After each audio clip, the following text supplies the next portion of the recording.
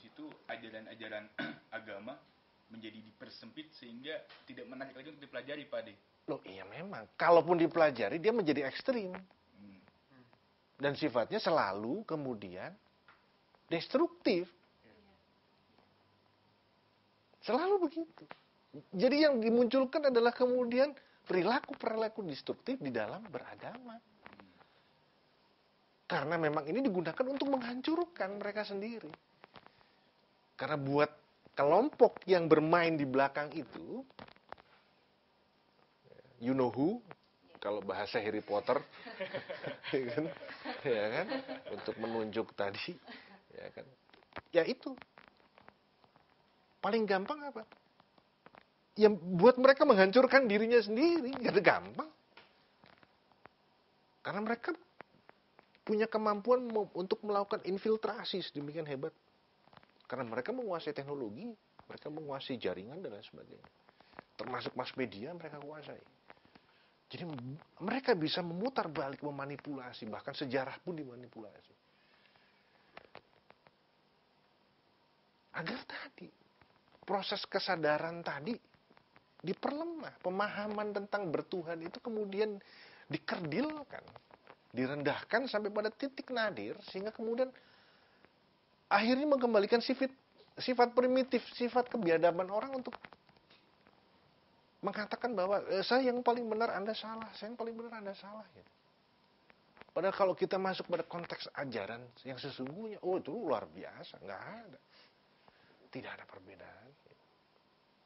Berarti benar Pak De, itu menjadi alat yang menjauhkan kita dari nilai-nilai preambul dengan tujuan yang mulianya itu. Persis. Sehingga masyarakat kita disibukkan dengan berkonflik melalui agama gitu Pak De. Iya, karena itu by design. Dan mereka melihat bahwa preambul itu punya semangat untuk mengembalikan itu pada visi dunia. Kesadaran ketuhanan itu ingin dikembalikan pada tadi visi dunia. Wah ini bahaya nih, gitu loh. Iya. Ya kan? Justru apa yang kemudian dari zaman dulu itu disebarluaskan oleh para nabi tentang kebenaran-kebenaran Tuhan itu, ingin kemudian dimunculkan kembali di dalam preambul itu yang mereka takuti dan mereka tidak mau itu dilakukan di sebuah negara yang namanya Indonesia, yang punya kekayaan alam yang luar biasa. Ya nggak rela mereka, nggak boleh dengan penduduk yang 250 juta. Dan ini menjadi sebuah kekuatan tentara Tuhan yang luar biasa untuk menjaga ketertiban dunia gitu loh. Kalau kita kembali kepada preambul Undang-Undang Dasar. Untuk menjadi apa ya? Untuk menjadi, kalau bahasa Soekarno sering mengatakan, akan menjadi mercusuar dunia. Mercusuar itu kan satu apa ya, alat yang dipasang di pinggir pantai untuk memberi penanda kepada kapal-kapal agar tidak nabrak. Hati-hati di depan tuh ada. Itu suar. Fungsi suar tuh itu. Ada daratan nih, kan ada lampu. Oh, di sana ada daratan nih. Kalau nggak ada itu kan gelap, tiba-tiba bruk gitu kan. Karam.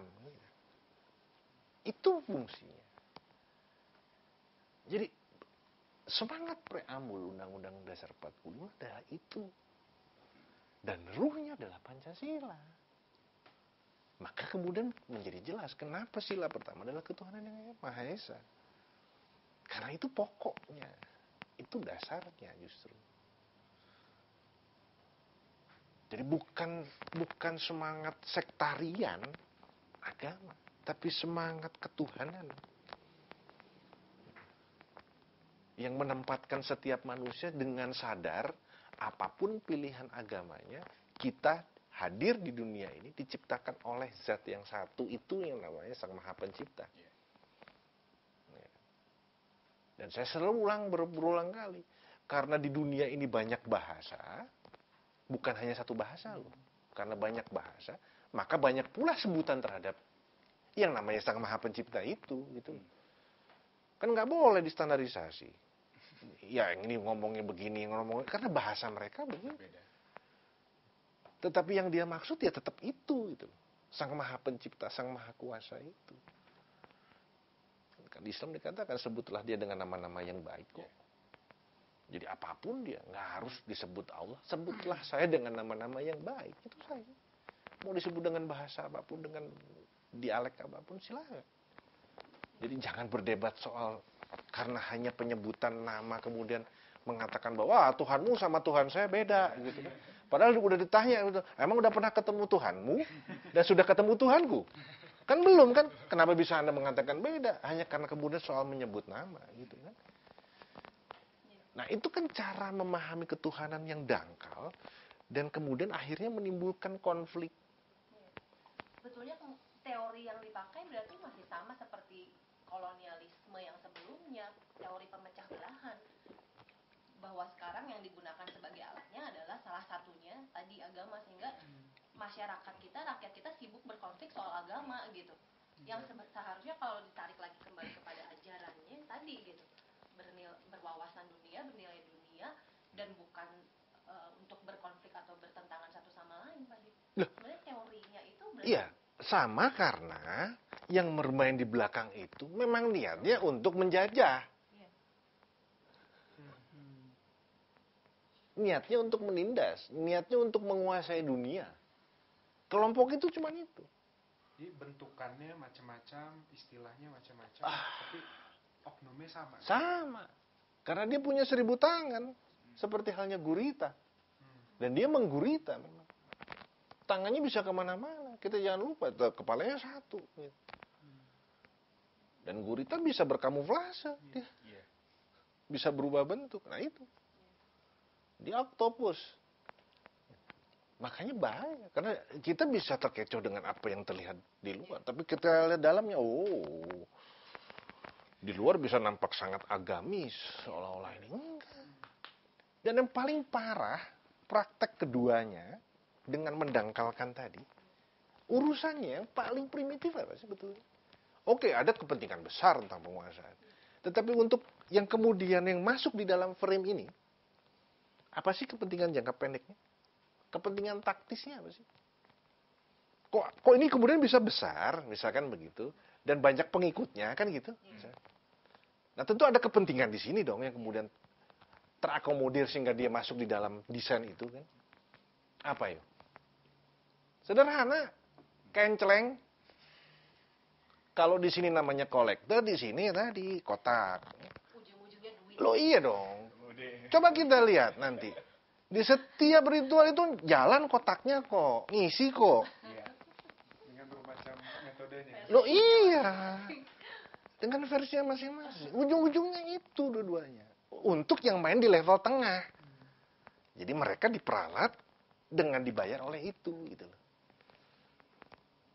Jadi mereka menjadikan diri menjadi kaki tangan dari kekuatan yang main di dua itu tadi. Perkencelengan dan perkolektan gitu loh. Ini saya bongkar loh, tadi kan udah saya nanya nih. Mungkin gitu ya kan. Jadi jangan salahin saya, kalau enggak apa-apa, saya enggak buka. Tapi itu. Berarti agama sudah dikapitalisasi. Oh iya sangat. Sangat.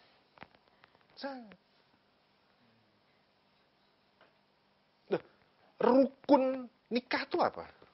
Kalau di Islam misalnya, ayo rukun nikah apa? Belum nikah.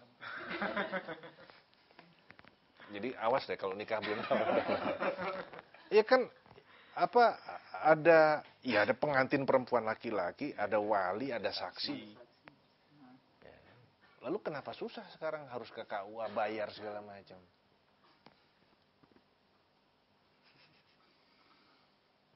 Sederhana kan? Sama kenapa jadi sulit semuanya gitu loh? Orang mau bener dipersulit. Karena ada kepentingan itu. Saya yakin juga di Kristen juga sama, tempat lain juga sama. Jadi bisnis semuanya. Apa yang nggak jadi bisnis sekarang?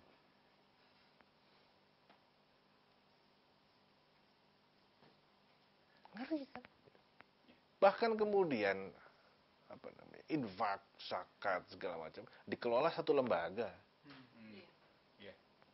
Iya kan? Nah pertanyaan lembaga itu sendiri hidup dari mana? Dari situ. Nah ya repot dong. Iya dong. Dia kelola uang itu boleh, tapi juga jangan ambil dari situ kalau memang itu. Kalau enggak ya memang lu cari hidup untuk itu kan gitu. Ya kerja yang bener aja deh, nggak usah nyari hidup dari situ gitu. Kalau mau lakukan itu ya lakukan dengan sukarela. Atas dasar tadi, kesadaran seorang hamba kepada Tuhan yang menjalankan itu, gitu loh. Berarti mencari kehidupan di lembaga agama, Bang. Iya. Pak Ade ya? Iya. Bukan menghidupi lembaga agama tersebut. Gitu. Ya, itu kan kayak Haji Ahmad Dahlan yang ngomong. Hidup-hidupilah organisasi, jangan mencari hidup di organisasi. Ya, itu kayak Haji Ahmad Dahlan ngomong. Tokoh Muhammadiyah. Ya. Dia. Udah jelas. Karena kecenderungan lembaga-lembaga tadi adalah akhirnya ya perkencelengan. Kolektor. Iya. Mana ada sih hari ini sekarang misalkan ada pendeta kayak ustadz kemudian suruh ceramah nggak dibayar, mau datang nggak sih gitu. Saya cuma nanya gitu aja deh. Tapi kan kadang mereka suka beralasan bahwa ya semua orang kan butuh makan. Oh iya, betul. Nggak ada yang ngelarang mereka untuk makan kan? Emang terus kalau mereka jadi pendakwah, pengkhotbah terus nggak boleh makan kan? Enggak. Kan tetap boleh makan. Cuma ini bukan cari makan di situ gitu loh. Mari kita fair saja gitu ya. Yesus misalkan ketika dia bersiar, dia ngutip enggak? Enggak kan? Muhammad? Enggak. Ya sudah. Lu katanya meneladani Rasul. Kan selalu begitu jurusnya. Kita harus meneladani Rasul. Kayak gitu kan diteladani. Malah ngasih makan sebenarnya. Mereka malah ngasih makan.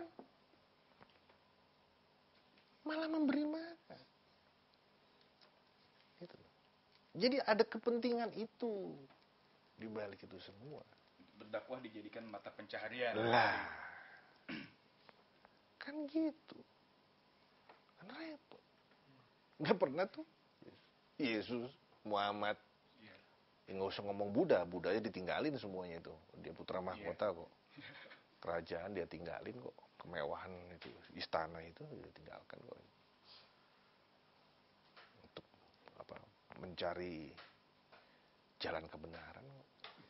Jadi mereka mencukupkan dirinya dengan aktivitas biasa. Muhammad berniaga. Dia berniaga, dagang dia. Dari hidupnya itu dari situ. Enggak jualan ayat dia. Dan enggak setiap dia ngomong di mana-mana terus kemudian pulang dia amplopin, enggak ada itu. Yesus juga sama enggak begitu. Tapi kenapa praktek semuanya jadi begitu hari ini? Kan gitu pertanyaannya. Lalu kita mau bicara tentang khilafah, yang sebelah mana? Kan gitu.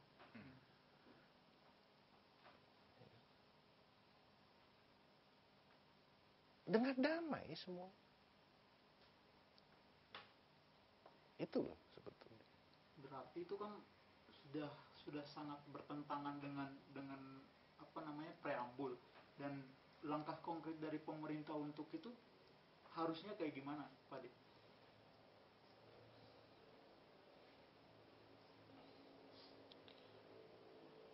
Sulit ya saya kalau ditanya langkah konkret pemerintah harusnya seperti. Langkah konkret pemerintah yang pertama adalah satu, sadar dulu dari kegilaan mereka, dari kenoraan mereka. Ya kan? Kalau bodoh ya belajar lagi supaya lebih cerdas. Itu dulu langkahnya.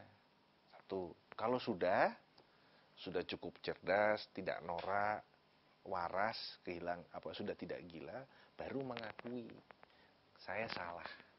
Kami salah, maka kami harus kembali kepada yang benar. Mengakui salah dulu. Bahwa praktek yang diselenggarakan hari ini, praktek ketatanegaraan, praktek bertanah air, berbangsa dan bernegara, sudah salah selama ini. Dan kita harus kembali kepada cita-cita proklamasi. Aku salah. Rakyat kita tuh pemaaf loh. Tapi bukan karena pemaaf terus kemudian boleh ditindas seenaknya sendiri gitu. Mentang-mentang rakyat kita pemaaf terus boleh diperlakukan. Enggak, jangan. Mereka pemaaf. Ngaku saja. Dan ajak untuk kembali ke itu. Jadi kalau ditanya langkahnya cuma itu. Sesederhana itu. Berarti sama halnya dengan ya kita kembali lagi kepada preambul yang dimana yang tadi Pade katakan sangat ditakutkan ketika kita kembali lagi ke preambul, dan langkah awal yang harus dilakukan seperti itu, apakah ada lagi gitu untuk kita kembali kepada preambul itu sendiri? Jangan ada lagi deh, itu dulu deh. Belum tentu kelar sampai di Iya. depan ya. Satu aja, itu cuma 2 kan? Bisa 1 aja udah hebat, jangan saya tambah 3, 4, 5. Tapi bagian mengaku salah itu Pak De, kayak sulit loh itu, Pak. Nah, apalagi nih tanya tadi kan itu susah kan? Jangan ditanya terus kemudian apa gitu. Mungkin belajar oke lah, masih bisa gitu. Tapi bagian mengaku itu, karena kadang kan orang berusaha untuk menutupi kesalahannya gitu, menutupi kebohongannya, ditutupi dengan kebohongan lain gitu. Iya. Dan nggak ada ujungnya sih sebenarnya. Loh, artinya gini loh, orang yang mengaku salah itu karena dia akhirnya menerima bahwa ada yang benar. Kan itu. Nah, kalau dia nggak ngaku salah, terus bagaimana dia akan mengakui bahwa yang itu benar? Loh iya dong, saya bisa mengatakan saya salah karena tahu, benernya begini loh. Jadi pengakuan salah itu karena dia mengakui ada yang benar. Dan itu yang harus dijalankan. Nah, sepanjang dia tidak mengakui kesalahannya, maka dia tidak akan pernah mengakui yang benar itu. Jadi itu penting makanya mengakui salah itu. Salah di dalam menyelenggarakan, mengurus negara ini loh. Sudah salah. Karena sudah menyimpang dari Cita Proklamasi. Sudah menyimpang dari preambul Undang-Undang Dasar 45. Ngaku aja salah gitu. Salah itu biasa kok, namanya orang juga salah tuh wajar kok. Ya. Rasulullah aja bisa salah kok, ditegur kok. Jadi wajar salah itu. Khilaf itu wajar. Tapi ketika seiring dengan kesadaran karena dia belajar agar tidak norak, agar waras, agar lebih cerdas, muncul kesadaran baru bahwa oke, yang ternyata yang benar ini. Berarti selama ini saya salah. Ngaku aja. Lalu ajak semua untuk memperbaiki ini, sebetulnya itu aja. Saya yakin semua mau perbaiki, untuk memperbaiki bersama-sama. Bergotong royong. Berpelah gandong bermapalus. Sama-sama. Nah, kalau sudah sama-sama gitu ya jangan sambil kemudian kita sama-sama ya, tapi ntar naikin DP mobil untuk pejabat gitu. Ya jangan. Sama-sama ya sama-sama naik motor kita gitu loh. Ya kan? Sama-sama naik angkot gitu kan. Enak jadi gitu loh. Jadi kebersamaan itu muncul. Artinya kemudian kita menyadari bahwa kita punya problem yang sama, kita punya sense of urgency gitu ya. Sense of crisis yang sama gitu. Baru kemudian kita bisa bergerak dalam satu kesatuan yang utuh secara gotong royong gitu. Kalau nggak kan repot. Kondisi begini ada yang ngajuin anggaran untuk nambah. Nah itu pilihannya, kalau nggak gila, norak. Kalau nggak kejam, bodoh sih kayaknya enggak lah. Tapi kejam.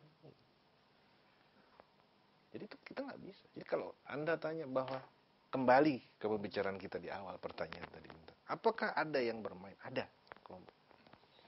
Dan kelompok itu sudah lintas negara.